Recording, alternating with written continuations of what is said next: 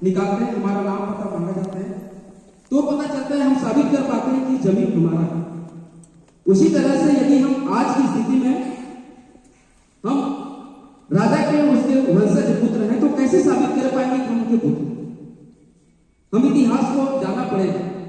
जब हम इतिहास को जाते हैं तो आज भी देखते हैं कि हमारा जो गढ़ किला है वो खंडहर के रूप में आज भी पड़ा हुआ है। इससे हम साबित यह कर पाते हैं कि हम हमारे पूर्वज लोग यहाँ पर राज कभी किए करते थे, हम उसके वंशज हैं। जैसे गढ़मंडला में जाएंगे, रोहतासगढ़ जाएंगे और झांझरगढ़ जाएंगे, लाठीगढ़, समस्त जो ये गोंडवाना जो भूभाग समस्त ये गोंडवाना गोंड लोग का, इससे हम पता कर पाते हैं कि हम हमारा ये हम उनके वंशज हैं।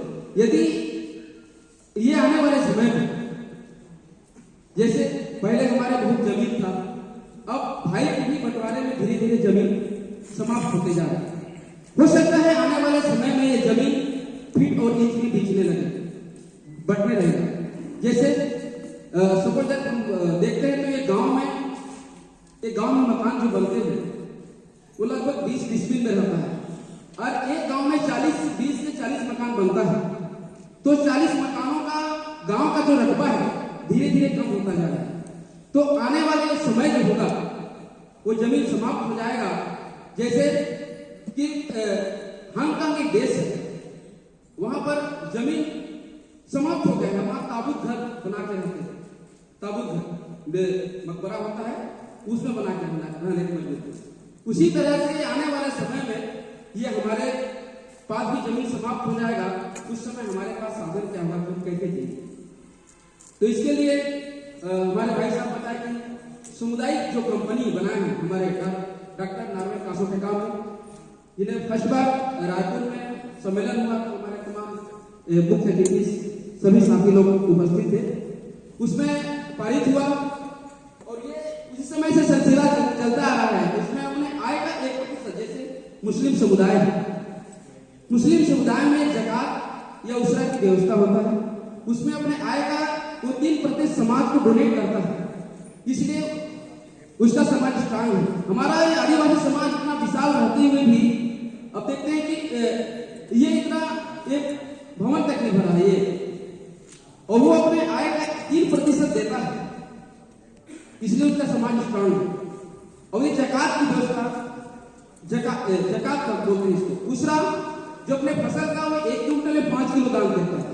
उसी तरह से मुस्लिम समुदाय में यदि वो 30 भैंस है, 30 भैंस में से एक भैंस जो समाज को डोनेट करता है, वो चाहे विश्व में कहीं भी रहे वो डोनेट करे नहीं करे, क्योंकि उसका समाज का नियम है। यदि वो ऐसा नहीं करता है तो उसको समाज के साथ उसकी रोटी पीटी का संबंध खत्म कर दिया जाता है।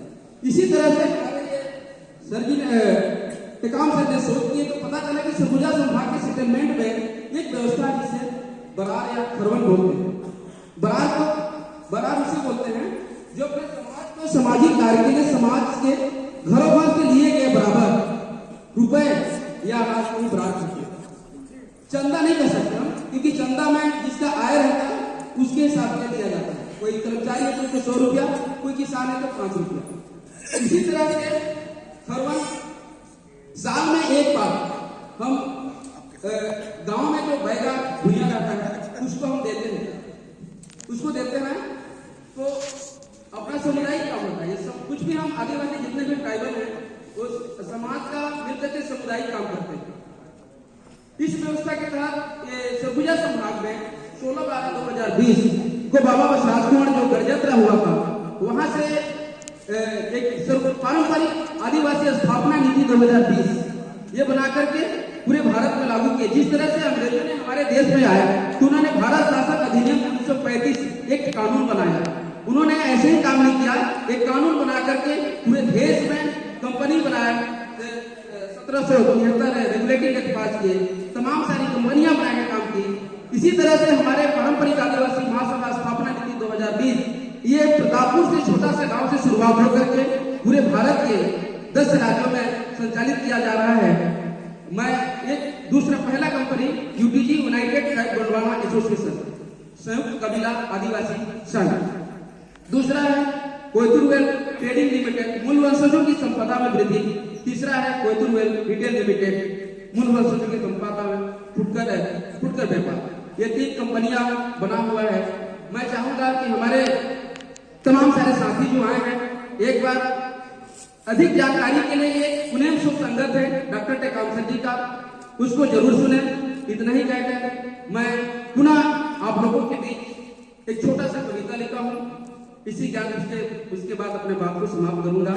शंभू से शंभू मुला सभी जानते हैं, शंभू नाम की हीरा मोती मैं बिखराऊं गली गली, शंभू नाम की हीरा मोती मैं बिखराऊं गली गली, ले लो कोई शंभू प्यारे शोर मचाओ गली गली। माया के दीवाने सुन लो, एक दिन जब ऐसा आएगा, बचा है जो माल खजाना वो भी लूट ले जाएगा। जो भी करो तत्काल करो, क्या मतलब है समय बिताने का। आर्थिक आओ पारंपरिक आदिवासी महासभा में ले लो ज्ञान आर्थिक गण व्यवस्था का, आर्थिक क्रांति चलाओ रे, आर्थिक क्रांति चलाओ रे। बहुत बहुत धन्यवाद।